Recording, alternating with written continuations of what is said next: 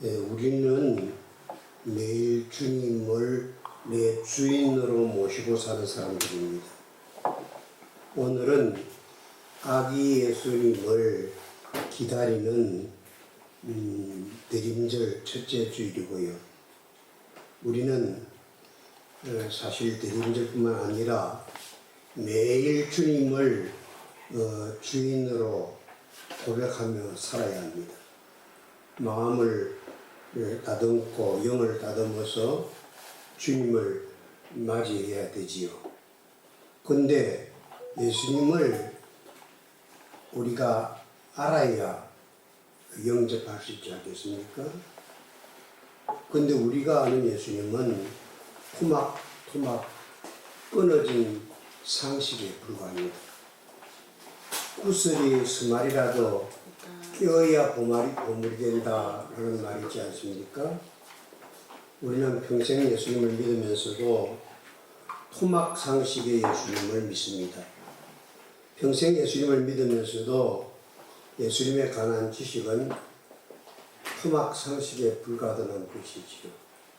어떠한 부분에 대해서 예수님에 대해서 말씀을 하라면 잘 하는데 전체 처음부터 끝까지 한꺼번에 예수님에 대해서는 말씀을 못합니다.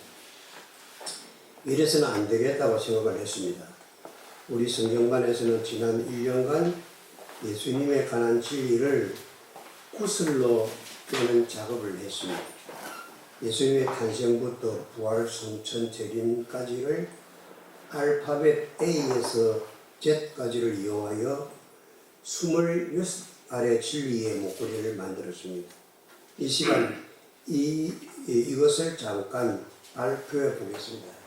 여기 오늘 1분이 제가 이제 저하고 공부를 같이 한 분들하고 같이 말씀을 주고받으면서 나누겠습니다. 1번 A 말씀해 주세요. 엔젤 그것은 무엇입니까?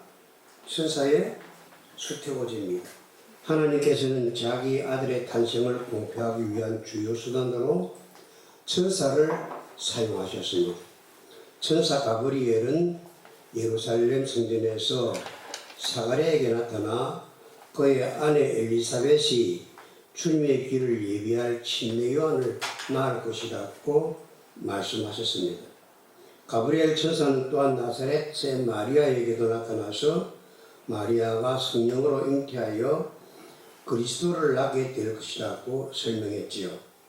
하나님의 천사는 요셉에게 그의 정원한 마리아가 메시아의 모친이 될 것이라고 확신을 시켜주셨습니다. 또한 천사들은 베들레헴 언덕에 있던 목자들에게 구세주 탄생의 기쁜 소식을 알리기도 했습니다. B.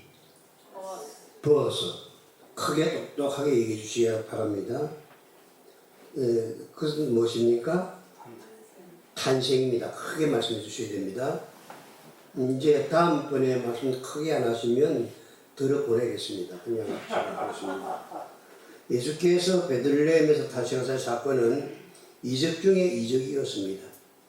처녀가 아기를 낳는 것도 이적이었지만은 그보다 더한 이적은 하나님이 인간이 되셨다는 것이지요. 예적부터 항상 영원히 계신 분이 우리가 사용하는 이 조잡스러운 시간 안에 태어나셨습니다. 하나님의 아들이 인간의 아들이 되셨다는 말입니다. 그러므로 예수님의 베들레헴 탄생은 예수님 존재의 새로운 양상을 의미하는 것입니다. 예수께서 최초의 성탄절에 그 영광스러운 처소를 옮기셨을 때 천사들도 정말 기이하게 여겼을 것입니다. 만세 전부터 하늘의 영광과 천군 천사의 예배를 받으시던 그분께서 자신의 영광을 감추시고 소박한 시골 부부의 품에서 연약한 아기로 태어나셨으니 말입니다. 세상의 임금님이 어디에 탄생하셨습니까? 마국간에 태어나셨습니다. 위생적으로 보나 무엇으로 보나 인간의 아기가 태어나기에 적당한 장소가 아니지요. 그것은 성탄절 카드들이 풍기는 인상처럼 그렇게 좋은 향기가 그렇게 나거나 아름다운 것이 아니었습니다. 예수님의 요람은 말들의 여물통이었습니다.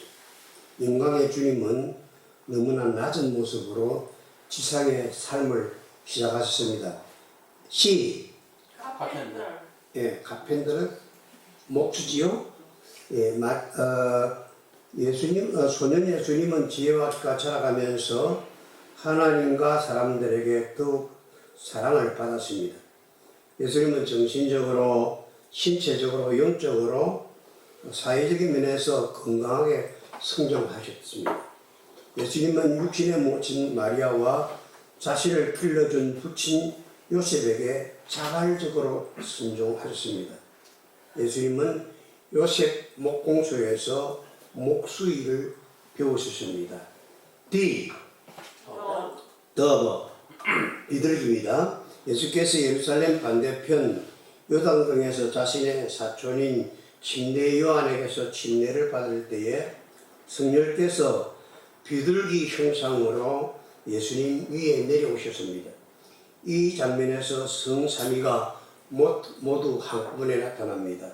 성자께서는 물에 계셨고 성령께서는 비둘기 형상으로 임하셨고 성부께서는 하늘에서 음성을 내려 이는 내 사랑하는 아들이요 내 기뻐하는 자라고 하셨습니다.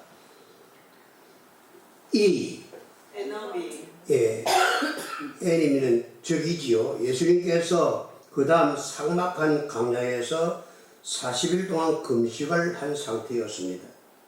사탄은 합당하지 못한 방법으로 예수님께 이적을 일으키라고 제안을 했습니다.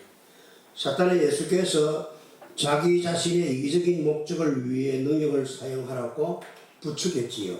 그러나 예수님은 거룩한 능력을 이기적인 목적을 위해 사용하기를 거부하셨습니다. 또 예수님은 세상 나라들과 사람들과 칭송을 얻기 위해 십자가를 피하지도 아니하셨습니다. 주님은 빵 한 조각을 얻기 위해서 영혼을 팔지 아니하셨습니다. 예수님은 세 차례의 시험을 하나님 말씀으로 대면했고 또 말씀으로 물리치셨습니다. 예수님의 원수 사탄은 곧 우리의 원수입니다. 사탄은 우는 사자처럼 두루다니며 오늘도 삼킬 자를 찾고 있습니다. 예수님은 신명기의 말씀을 세 차례 인용하셨습니다. 구약의 말씀을 열심히 배워 암송하고 계셨던 것이 분명합니다. 그 다음에 팔로우입니다. 팔로우는 뜻이 뭡니까? 따르는 자들입니다. 예수님 제자 중 일부는 베레아에서 따르기 시작했고 다른 제자들은 예수님께서 갈릴리에서 부르셨습니다. 그들 가운데는 침례 요한의 제자였다가 예수님을 따르기 시작하는 이들도 있었습니다. 침례 요한의 사역이 오래 지속할수록 그를 따르는 무리는 점점 작아졌습니다. 그러나 침례 요한은 실패한 일꾼이 아니었습니다. 메시아보다 먼저 와서 메시아를 길을 평탄하게 하는 것이 침례 요한의 본분이었기 때문입니다. 12제자의 이름을 여러분 12제자들의 이름을 다 말할 수 있겠습니까? 못하지요. 못한다고 실망하지 맙시다. 그런데 예수님께서는 이 12사람들을 택하신 까닭이 무엇일까요? 복음서 기자 마가가 단서를 제공합니다. 이에 12를 세우셨으니 이는 자기와 함께 있게 하시고 또 보내사 전도도 하며 그렇게 예수님 말씀하셨습니다. 예수님은 그들을 통해 예수님 자신의 사역을 정대하기를 원하십니다. 오늘도 예수님은 제자들을 세워서 그들을 진리를 가르쳐서 그 제자들을 통하여 하나님 나라를 확장하기를 원하십니다. 그래서 저희도 제일 낮아지고 작아진 이 자리에서부터 다시 처음으로 돌아가 제자들을 세워 그 제자들이 예수 그리스도의 복음을 전파하여 교회를 확장하는 일을 하기로 마음먹고 이제 이 일을 시작하였습니다. 여러분 가나안 고난잔치는 G 게스트는 무엇입니까? 손님이지요. 가나안 혼인잔치에 예수님은 손님으로 초청했습니다. 예수님은 가나 혼인잔치에서 물로 포도주를 만들었습니다. 교회는 가나 혼인잔치와 같이 물로 포도주를 만드는 그런 교회가 되어야 합니다. 우리 교회가 작은 교회라고 할지라도 물로 포도주를 만드는 교회라면 그 교회는 성광교회고 10만 명이 모이고 20만 명이 모인다 할지라도 물로 포도주를 만드는 그러한 영적인 이적을 일으키지 못한다면 그것은 교회가 아닙니다. 다음에 H, 그것은 대청소를 얘기합니다. 성전을 예수님께서 깨끗게 하셨습니다. 몇몇 유대인들이 이 넓은 이방인의 뜰에 가판대를 차려놓고 예배하러 오는 사람들의 호주머니를 갈취하고 있었습니다. 그들은 사람들이 제물로 가져온 동물들을 검수하여 언제나 흠을 찾아내었습니다. 그러면 순례자들은 자기들이 가져온 그러한 제물로 제사를 드리지 없으니까 그것을 빼앗겨야만 했습니다. 그리고 그들은 다른 가판대로 인도되어서 유대인들이 금수에 도장을 찍어 놓은 그런 동물을 비싼 돈을 주고 울며 겨자 먹기로 사서 제사를 드릴 수밖에 없었습니다. 그런데 유대인 장사치들은 금수와 승인을 받은 동물들을 어디에서 구했을까요? 그들이 양을 특별하게 길렀을까요? 아닙니다. 그것은 다른 게 아니라 다른 순례자들에게서 빼앗은 것들이었습니다. 게다가 순례자들이 금수한 승인을 받은 동물을 구매하려 하면 먼저 세상에서 사용하던 부정한 돈을 성전에서 사용하는 화폐로 바꿔야만 했습니다. 세상 돈을 3개, 4개를 주고 성전 돈을 1개를 바꿀 수 있었지요. 모든 화폐의 그러한 그 환율은 언제든지 교회편에 유리하게 만들었습니다. 순례자들은 승인된 동물을 구매하기 위해서 자기들의 가져온 동물들을 빼앗기고 그 동물들을 다시 도장을 찍어서 비싼 돈을 주고 사야 되는 이러한 짓들을 교회에서 하고 있었습니다. 이보다 더 지독한 악취가 어디 있었겠습니까?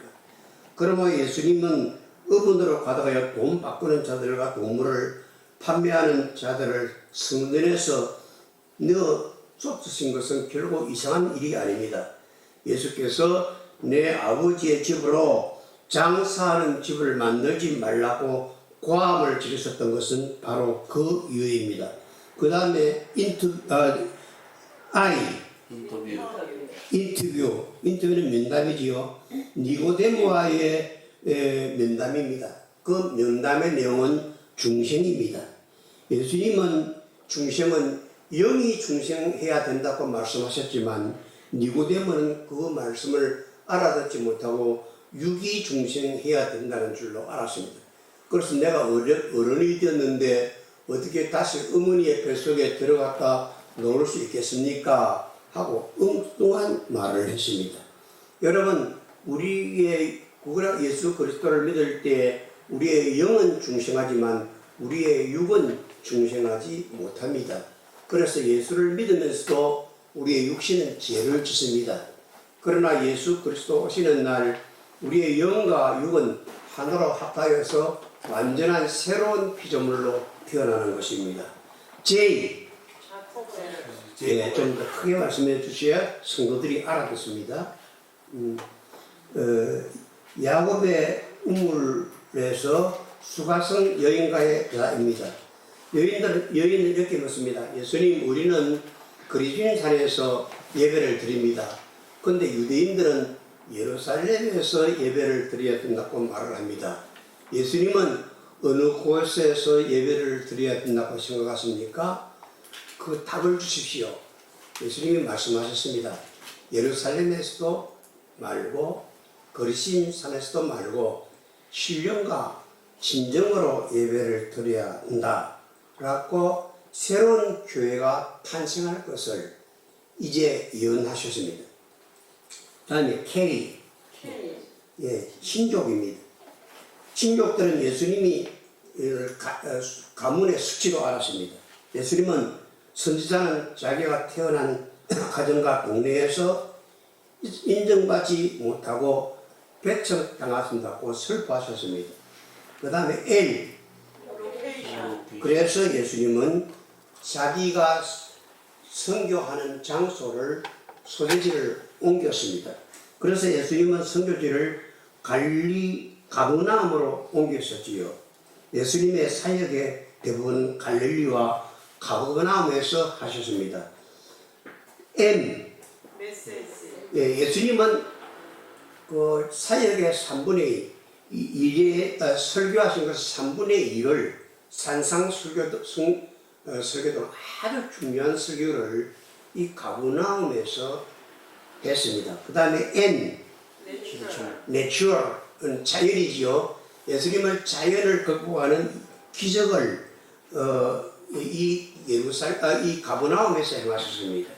오병이어야 기적, 물로 걷는 기적, 바람과 바다를 잔잔케 하는 기적, 귀신을 쫓아내는 기적, 생명에 실려가는 가부의 죽은 아들을 살리는 기적 등 예수님의 기적이 여러분 90개라고 하는 것 때문에 60개는 바로 이 가버나움, 갈릴리 가버나움에서 기적을 행하셨습니다.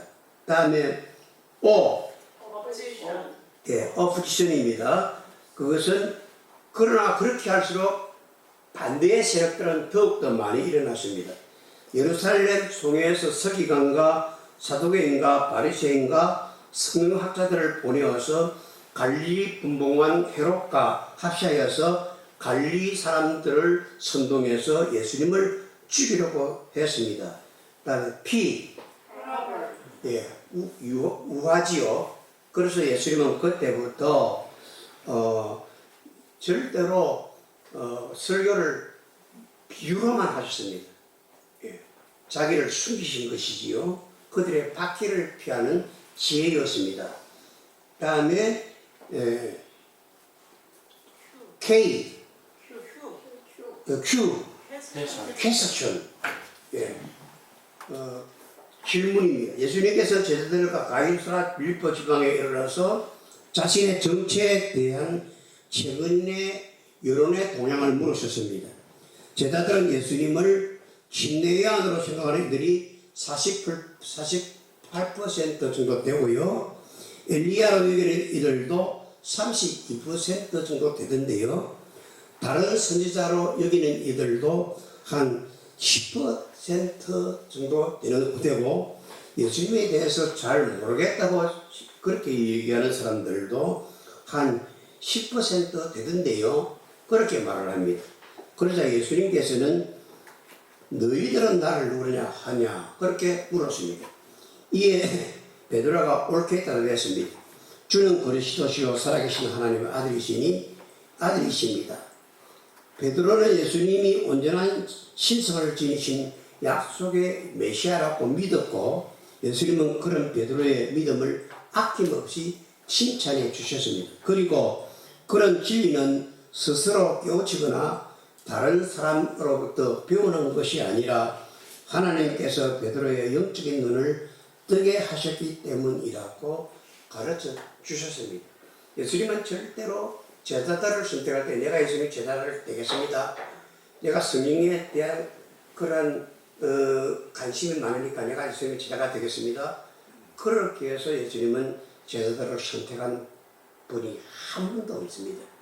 언제든지 예수님께서 너는 내 제자가 되어라 하고 무조건 부르셔서 제자를 택하셨고, 또 아무리 예수님이 제자들에게 성경을 가르치고 진리를 가르친다고 하더라도 성령께서 깨우쳐지지 않은 것 때문에 그것은 속이에 힘을기 하는 것과 마찬가지고 아무도 내 제자가 될 수 없다고 말씀하셨는데, 베드로가 주는 그리스도시여 살아계신 하나님의 아들이십니다 하는 우리 개신교의 고백 중에서도 최고의 고백을 하자 이를 알게 한 사람 이는 내 자신이 아니고 네가 배워서 그렇게 말을 하게 된 것이 아니고 하나님께서 성령으로 주셔서 너를 깨닫게 해주셨다고 말씀하십니다.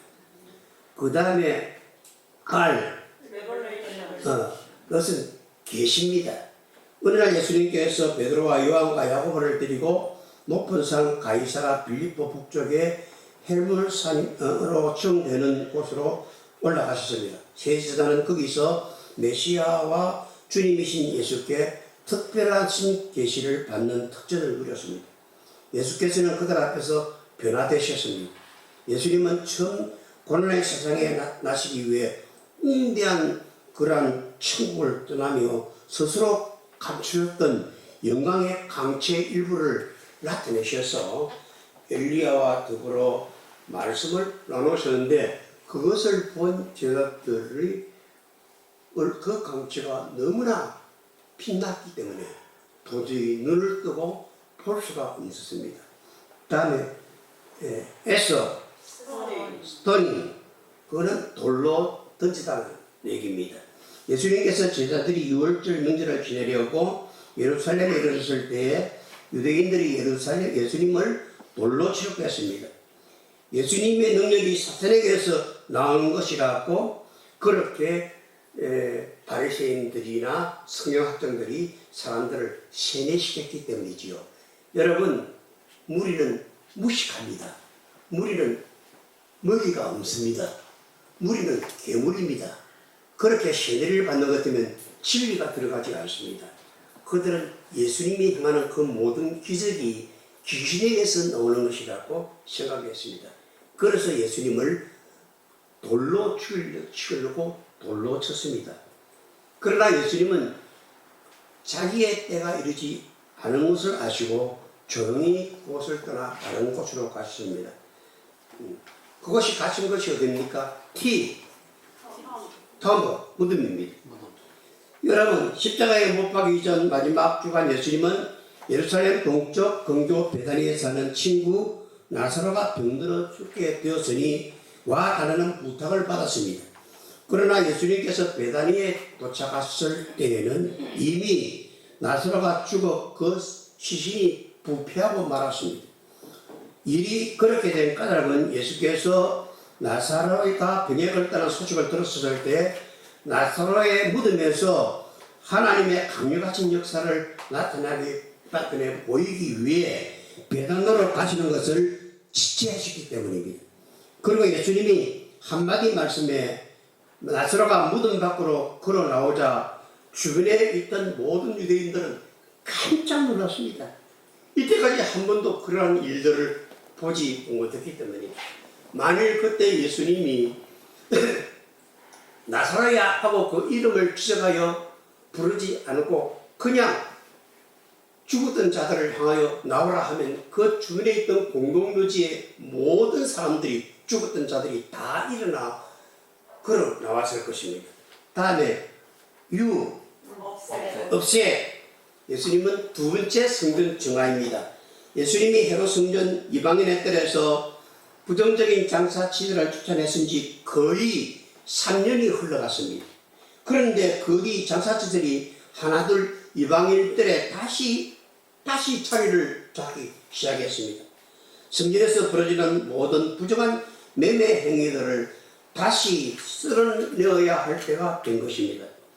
예수께서는 바리새인들이 하나님 집을 기도하는 집으로 만드는 대신 강도의 굴로 만드는 것에 격분하셨습니다.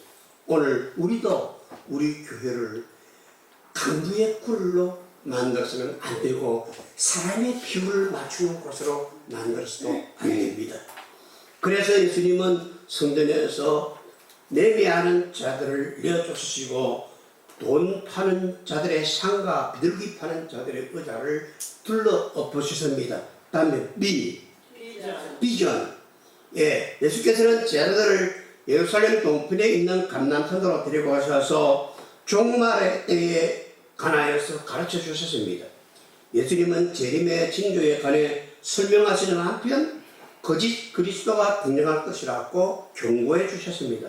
장차 이 세상에 엄청난 환란이 임할 것이라고 계시를 주셨습니다. W 시점 시다입니다. 가룟 유다가 예수님을 배신하기 직전의 목요일 밤 예수님은 제자들과 함께 유월절 만찬을 나누기 위해 예루살렘 한 다락방으로 올라가셨습니다. 시중을 드는 하인들은 아무도 없었지만은 물은 담은 대야와 수건이 입구에 놓여 있습니다. 이에 예수께서 수건을 허리에 두기시고 대야를 가져다가 제자들의 발을 하나씩 씻기시며 종의 본을 보이셨습니다. 이는 예수께서 그 다음 날에 친구들을 위해 친히 목숨을 내어주심으로써 자발적으로 담당하실 종의 역할을 미리 보여주시는 것입니다. 장로님, 우리 교회는 이제부터 저렇게 작은 자 한 사람의 발을 장로님이 씻어주는 그런 교회를 만들어야 합니다. 이것이 예수님이 우리에게 마지막 이 세상을 떠나시기 전 십자가에 달리시기 제일 마지막에 행해 주셨던 마지막 그러한 행위입니다. 다음에 이것은 엑스프레션은 X인데 여러분 X라는 반 앞에 제가 E라는 것을 덧붙여가지고 그 발음이 엉키기 때문에 E는 엑스프레션 해가지고 이는 사형입니다. 예수님은 십자가상에서 사형을 당하셨습니다.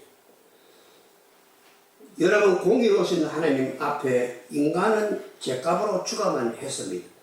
죽어야 할 수밖에 없는 인간을 구원하는 방법은 의인이 죄인을 대신해서 죽는 것입니다. 의인은 인간 중에 엄선히 하나님이 사람이 되어 오신 것이지요. 그 고충이 무엇으로 다 말로 표현할 수 있겠습니까? 예수님이 십자가에 달려 죽음을 당하신 것은 인간의 죄를 대신해서 죽음을 당하신 것입니다. 여인의 후손이 뱀의 머리를 상하게 할 것이라고 했는데 예수님은 동정녀에게 탄생하셨습니다. 여인의 후손입니다. 유대 땅 베들레헴에서 탄생할 것이라고 했는데 그 예언이 성취되었습니다. 우리의 허물로 인하여 고난을 받을 것이라고 말씀하셨는데 그것이 바로 십자가의 사형입니다. 대리 속죄의 죽임을 당하신다고 하셨습니다. 예수님은 예언대로 구속의 완성을 위하여 죽임을 당하셨습니다. 예수님의 구속생은 미완성의 사역이 아니라 완성된 구원의 사역입니다. 주님은 자기의 몸의 제물로 속죄하셨습니다. 예수님은 하나님 앞에서 속죄의 양으로 오셨습니다. 예수님은 속죄의 양으로 자신을 바치셨습니다. 예수님의 속죄는 이례적이며 그 효과는 영원합니다. 예수님의 속죄는 율법의 완성입니다. 비둘기나 소나 양으로 드리는 제사는 이후로 폐지됩니다. 예수님은 인류 구원을 위해 오셨으며 음부의 권세, 마귀의 권세를 멸하라고 오신 분이십니다. 예수님은 십자가로 이 일을 완수하셨고 승리하셨습니다. 십자가의 사랑으로 세상의 악한 무리들을 이기셨고 승리하신 것이지요. 예수님은 마귀를 무주경에 가두시는 분이십니다. 예수님은 십자가의 죽음을 당하실 때에 온 땅에 어둠이 임하였습니다. 온 땅이 어두워지신 것은 인류의 죄값으로 죽음을 당하시는 예수님의 그런 희생에 대한 하나님의 진노의 표시입니다. 성소의 휘장이 위에서부터 아래로 찢어졌습니다. 이제는 율법이 필요 없습니다. 제사장이 필요 없습니다. 우리가 스스로 마음만 먹으면 하나님 앞에 나와 기도할 수 있습니다. 아무도 없어도 좋습니다. 목사가 없어도 좋습니다. 여러분 마음속에 간절히 어려울 때, 힘들 때, 또 원망이 솟아오를 때, 병들 때, 회사가 망할 때, 사람들이 나를 외면할 때 조용히 나와 주님 앞에 촛불 하나 켜놓고 기도한다면 여러분들 그 기도는 예수님의 이름으로 하나님께 상달되는 것입니다. 예수님이 돌아가실 때에 땅이 진동하고 바위가 터졌습니다. 무덤이 열리고 성도들이 일어났습니다. 예수님의 장례는 큰 돌로 막았습니다. 돌문으로 임봉하였습니다. 군인들이 예수님의 죽음을 지켰습니다. 여러분, 그러나 무덤이 예수님을 가두어 둘 수 없습니다. Why? Yes. 예, 그렇습니다. Yes입니다. 우리의 신앙은 No가 아니고 Yes입니다. 우리의 신앙은 아멘입니다. 우리의 신앙은 할렐루야입니다. 예수님의 부활이 입증하는 것은 예수님은 하나님이시라는 것입니다. 예수님의 신성을 입증하는 가장 확실한 증거는 예수님의 부활이지요. 바울은 그리스도의 부활을 고려하지 않으면 기독교 신앙은 신빙성이 산산이 끼어져 쫓겨나버린다고 했습니다. 예수님께서는 죽은 자 가운데서 일어나셨습니다. 이는 가장 확실하게 입증된 역사적 사건이요 팩트입니다. 예수님은 약속대로 3년 만에 부활하셨습니다. 그리고 지상에서 40일간 여러 번 나타나셔서 제자들에게 교훈을 주셨습니다. 부활의 새벽에 어떤 일들이 일어났었습니까? 큰 지진이 일어났습니다. 주의 천사가 나타났습니다. 무덤에서 돌이 굴러져 나갔습니다. 무덤을 지키던 군병들이 기급하여 도망을 갔습니다. 부활 후 예수님이 나타나심을 우리가 정리해 봅시다. 1차 막달라 마리아와 부활의 새벽입니다. 2차 나타나시면 다른 여자들과 부활의 새벽에 나타나셨습니다. 제3차 예수님은 수저다 베드로에게 나타나셨습니다. 제4차 예수님은 엠마오로 가는 제자들에게 나타나셨습니다. 제5차 예수님은 부활하신 예수님은 도마가 빠진 11지대가 있는 다락방에 나타나셨습니다. 제6차 예수님의 나타나심은 도마도 함께 있은 다락방에 나타나셨습니다. 제7차 예수님의 나타나심은 부활로 올 초순 디베랴 바닷가에 나타나셨습니다. 제8차 부활하신 예수님은 올 초순 갈리 산상에 나타나셨습니다. 제9차 예수님의 부활하신 예수님의 나타나심은 500여 제자들이 모여있는 곳에 나타나셨습니다. 제10차 부활하신 예수님이 나타나신 것은 야고보에게, 예수님의 동생 야고보에게 나타나셨습니다. 예수님이 부활을 목격하기 때까지 전에 야고보는 예수님, 자기 형 예수님이 사기꾼들하고 밧줄을 가지고 형을 잡아다가 자기 동네에다가 자기 시족들 앞에서 그냥 망신을 주고 눈에 불을 벌벌 켜고 다니던 그가 예수님이 재림하신 후에 그에게 제 10번째 부활하신 몸으로 나타나심으로 그가 예수님을 믿는 자가 되었고 그도 이제 순교자가 됩니다. 제 11차 예수님의 부활하심은 감람산에서 나타나시며 그때 예수님은 모든 사람들이 보는 가운데서 승천합니다. 여러분, 예수님은 나는 길이요 진리요 생명이다. 수고하고 무거운 짐져들아 다 내게로 와라. 목마른 자여 내게로 와서 마셔라. 내 이름으로 무엇이든지 구하든지 내가 시행하겠다. 나는 포도나무여 너희는 가지니라. 나는 선한 목자라. 나는 부활이요 생명이다. 제3일에 내가 살아나겠다. 내가 다시 오겠노라. 예수 그리스도는 하나님처럼 이렇게 말씀하셨고 하나님처럼 살다가 하나님처럼 모든 것을 지켜놨습니다. 제떡 시온 예수님 시온 예루살렘 언덕에서 재림하시겠다고 말씀하시면서 승천하셨습니다.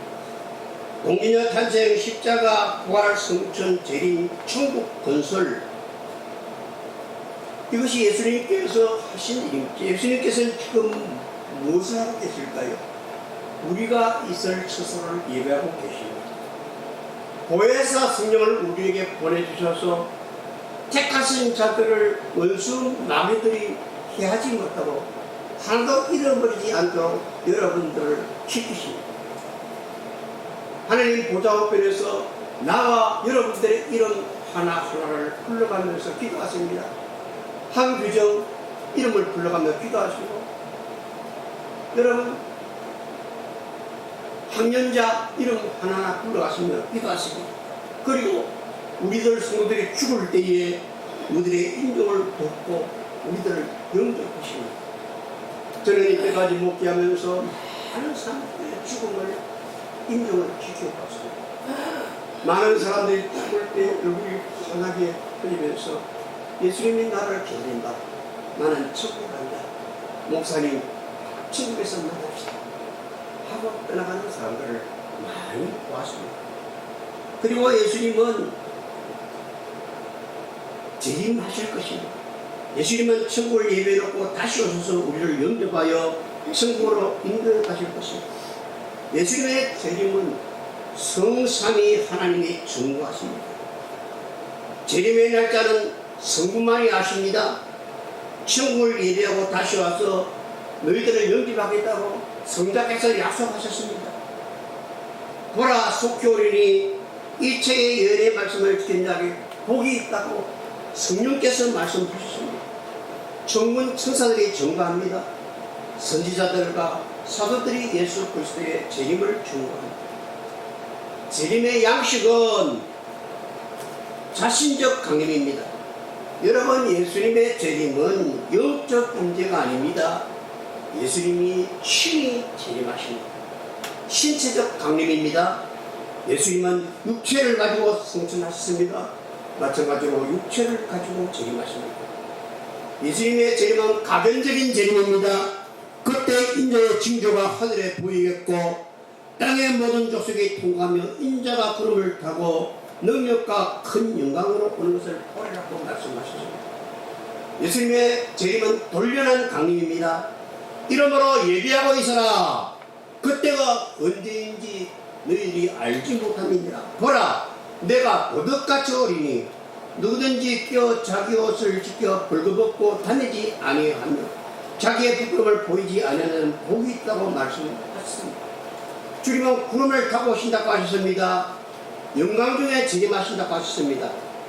불꽃 가운데 오신다고 하셨습니다. 예수님은 하나님의 나팔 소리와 함께 재림하십니다.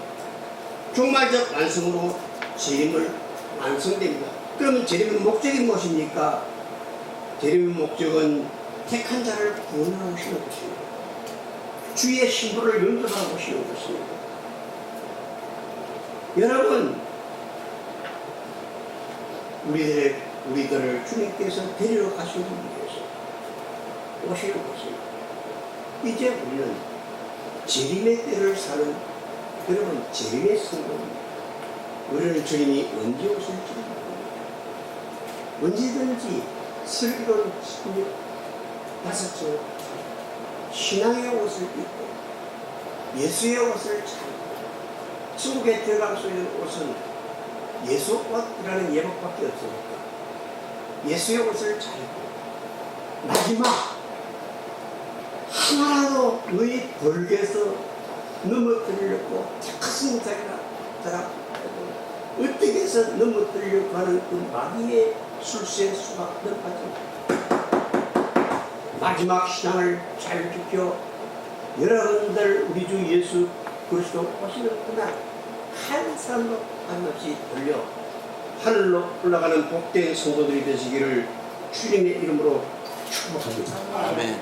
이것으로 A부터 우리가 Z까지 26개의 예수님의 일생을 푸슬로 깨워가지고 여기 있는 성도들은 배운 분들 6명입니다. 그래서 다 저희들이 외웠습니다. 그래서 이분들한테 여러분 물어보면 어디든지 줄줄줄 깃발에 붙듯이 예수님께 대해서 배웁니다. 이것을 제가 책으로 만들었습니다. 앞으로 성도들에게 나누어 줄 것입니다. 여러분, 다시 한번 여러분들께 말씀드립니다. 우리는 예수님을 아는데 토막토막 한 부분을 말을 하라고 하면 누구에게도 빠지지 않고 여러분 얘기를 잘 알고 있으면 잘 알고 있습니다. 그러나 예수님은 전체적으로 하나로 말을 알아가면 그 얘기를 할 수 없습니다. 우리가 지피지기하는 백성이 되었습니다.